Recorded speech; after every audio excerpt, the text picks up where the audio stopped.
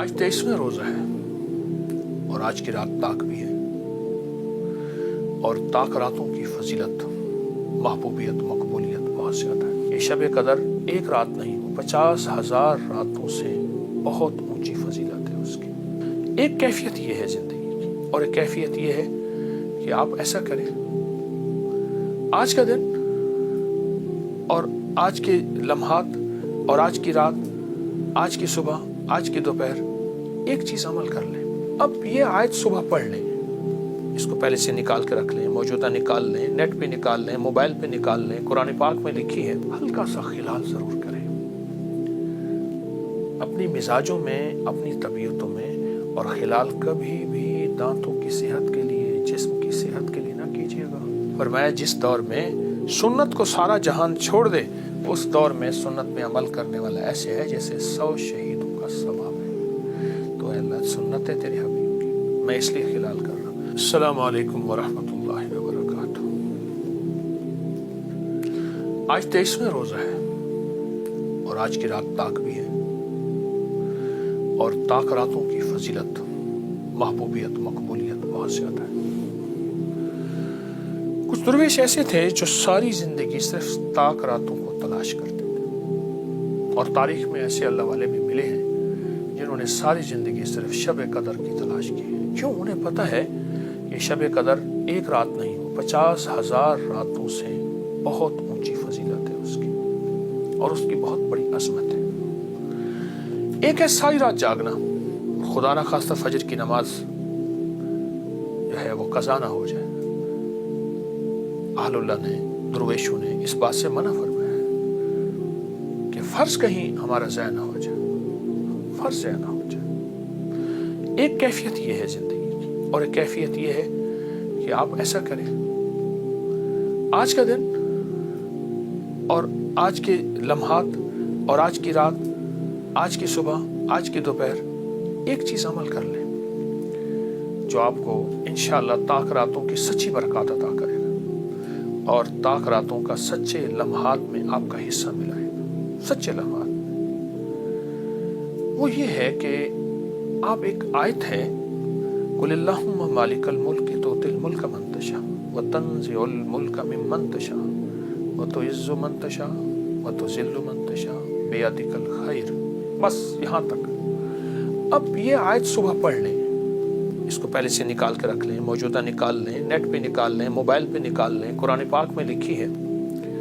جب پہنچے نا بیادک الخیر، اس کو سارا دن دہرائیں، ساری رات دہرائیں، سارا دن دہرائیں۔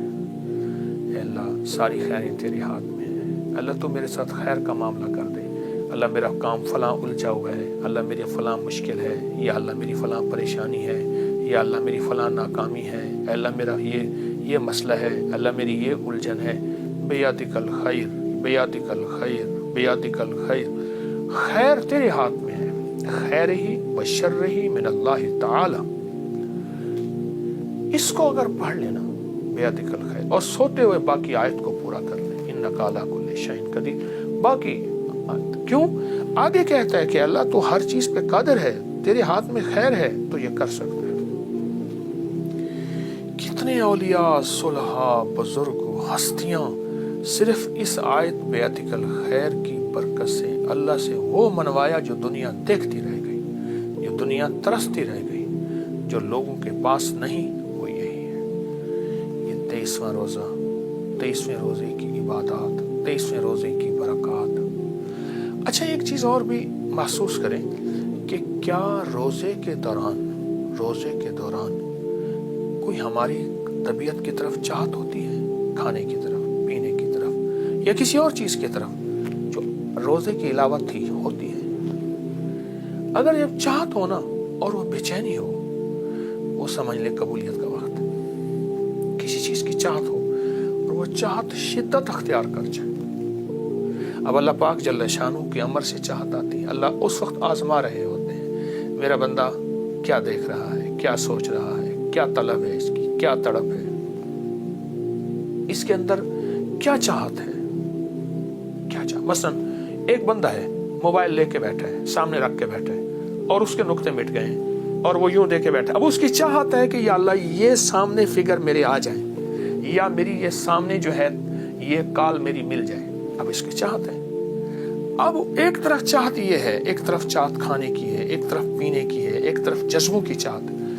یہ چاہتیں جس وقت آپ کے اوپر غالب ہونا, اس وقت اللہ سے مانگنے کا وقت ہے, اس وقت اللہ سے لینے کا وقت ہے.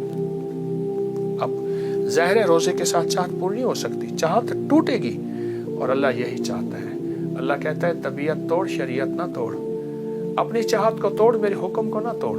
یہ قبولیت کا وقت ہے, یہ مانگنے کا وقت ہے, یہ اس کی بارگاہ میں گڑ گڑانے کا وقت ہے, یہ اس کے خزانوں سے لینے کا وقت ہے. ضرور کیجئے گا. یہ ہر روزے دار کے ساتھ یہ چاہت کا ٹوٹنا آتا ہے. روزہ خود ہی چاہت کے توڑنے کا نام ہے, روزہ خود ہی چاہت کے توڑنے کا نام ہے. بندہ کہتے ہیں میں کھاؤں, پھر بندے کا نظم ہوتا ہے صبح یہ کھاؤں گا, 10 بجے یہ کھاؤں گا, دوپہر یہ کھاؤں گا, یہ کھاؤں گا. اللہ ساری چاہتوں کو توڑ دیتا ہے.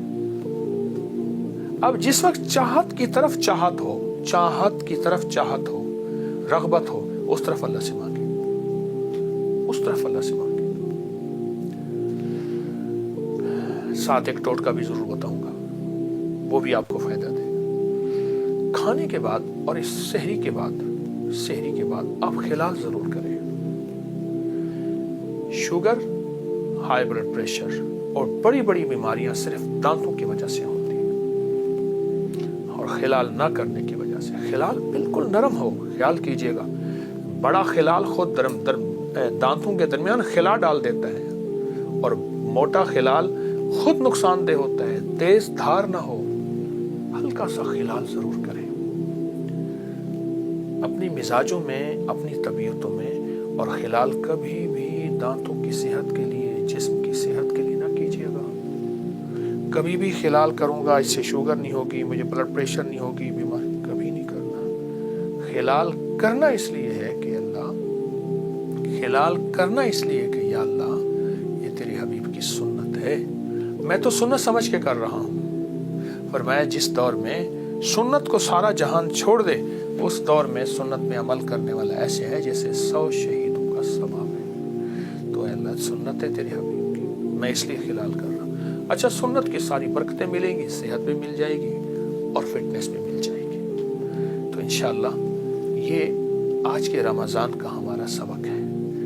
میں بھی محتاج ہوں, میرا بھی یاد ہو جائے, آپ کا بھی یاد ہو جائے, اور اس روزے کی برکتیں 100% مجھے آپ کو مل جائے. سبق ایک دوسرے کو دہراتے رہا کریں, ایک دوسرے کو بتاتے رہا کریں. دوسروں کو بتانے والے کا پہلے سبق خود اپنا ہی پکا ہوتا ہے. انشاءاللہ اللہ کرے ہمارے یہ سبق موت تک پکا رہے, آخری وقت میں کہیں بھول نہ جائے انشاءاللہ. جزاک اللہ. السلام علیکم. اسلامک ویڈیوز کے لیے چینل تلاش شانی کریمہ کو لائک کریں, دوستوں کے ساتھ شیئر کریں اور سبسکرائب کریں تاکہ آئندہ آنے والی سبھی ویڈیوز آپ